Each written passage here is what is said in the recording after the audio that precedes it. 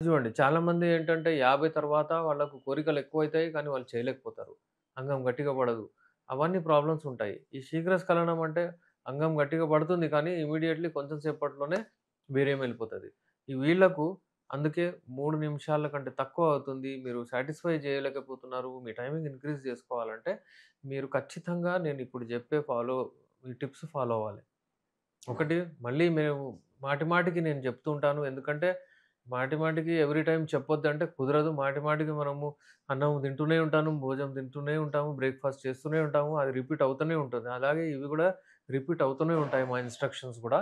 మా ఇన్‌స్ట్రక్షన్స్‌లో ఏమున్నాయి మీకు అంటే మీరు అదే అగైన్ మంచిగా నిద్రపోవడము, మంచి డైట్ తీసుకోవడము, మీరు మీ మైండ్‌ని ఫ్రెష్‌గా ఉంచడము, ఎక్సర్సైజ్ జేయడము, ఇవన్నీ చాలా ఇంపార్టెంట్ ఉంటాయి. నిజంగా మీరు నమ్మరు యునాని మెడిసిన్స్ ఏవైతే ఉన్నాయో అద్భుతంగా పనిజేస్తాయి.